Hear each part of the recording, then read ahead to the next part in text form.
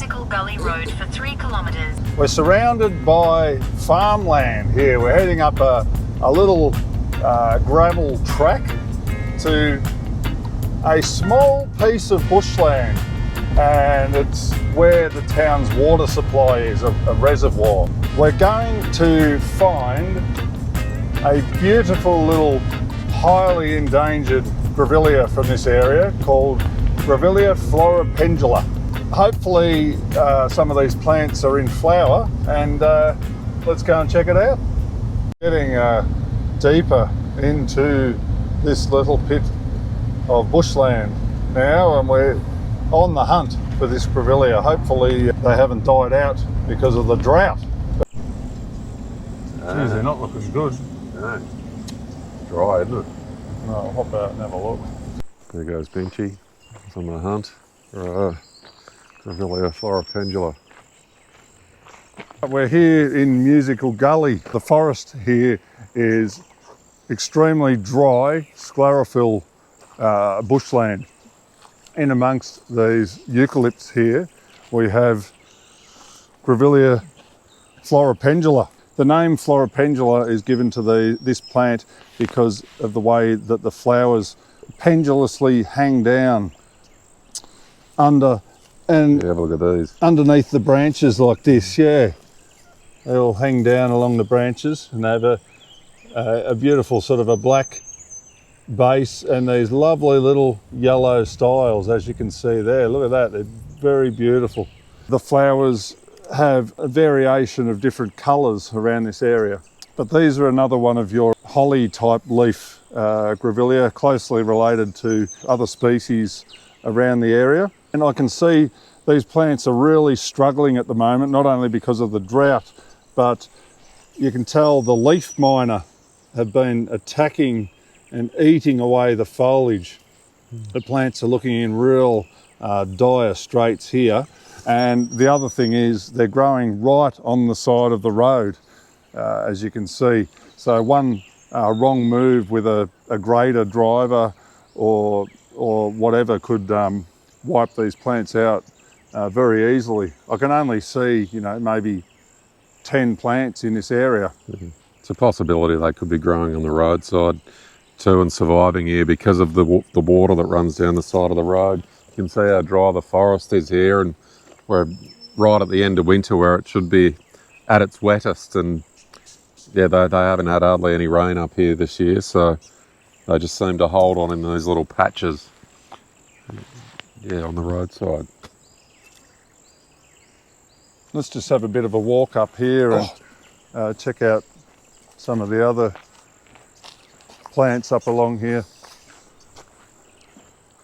Yeah, they're so localised just in these tiny little areas. Like this bushland here is only, pretty small. It's surrounded by farmland. This one looks like it's yeah, it's a bit more red. Budding up, yeah. That one might be a red flowering one when that one opens up.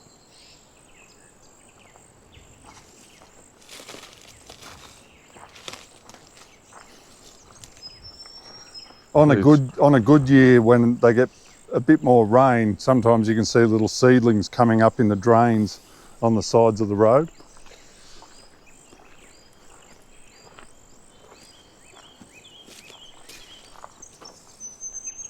Yeah, that's a pretty looking one. Yeah. It's a really unique little flower, isn't it, mate? Yeah. It almost looks about it.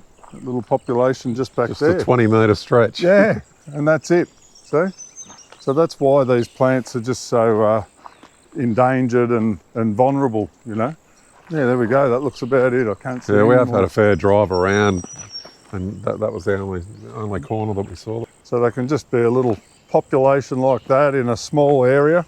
Something catastrophic happens, they can quite easily just wipe that little population out with a click of your fingers. Yeah, it's funny in this type of forest though, there is a lot of different stuff. Little droceras and, yeah, check it out everywhere down here. Oh yes. Little droceras and, yeah, different types of sundews they are. There's two different varieties there.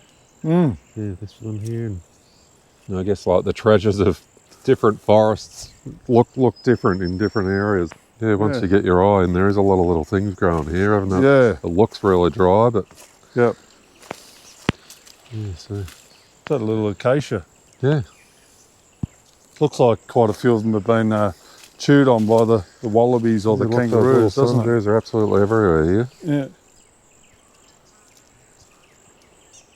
The plants that are growing closer to the road and on the roadside, they must be getting more moisture from the runoff from the road, so they're flowering better and growing better on the side of the road. Yeah, it's really life on the edge here with the dry conditions. Yeah. Things seem to have their own way of surviving. Look, there's some small seedlings here. Oh, there's a few. Oh, there's another little seedling there. They're getting hammered by the leaf miners, aren't they? Yeah.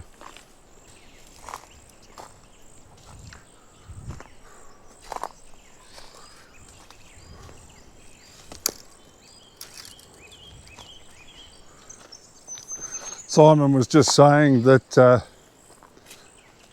we can tell that as soon as you had some good rain here, that everything's just about ready to pop and come out into flower, and they just need a really good, some really good rain, don't they, mate? Yeah, they're just lying dormant. But yeah, once you get a bit more of a look, you can say that the ground's pretty much covered in lots of different species, and it'd be really cool to come up here and have a look after a heavy rain. We found a nice one here.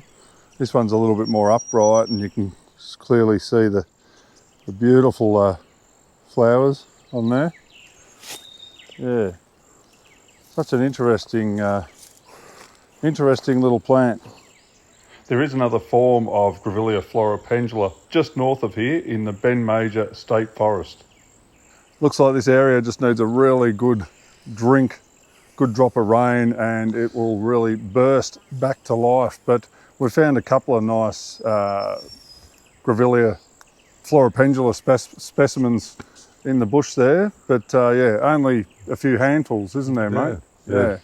And listening to the stories of other people who have been out and collected Grevilleas and seen them in the wild, like you see them in the garden and you think, you know, they're quite lush and beautiful and in nature, like they're really hanging on to the edge of life, really, where they grow, aren't they? Yeah, so they get spoilt in people's gardens. You know, they're spoilt with plenty of water and better soils and all that type of thing. But out here, they live pretty rugged, don't they, mate? Yeah. Yeah. Anyway, yeah, hope you've enjoyed today's visit to Musical Gully, and we will catch you next time.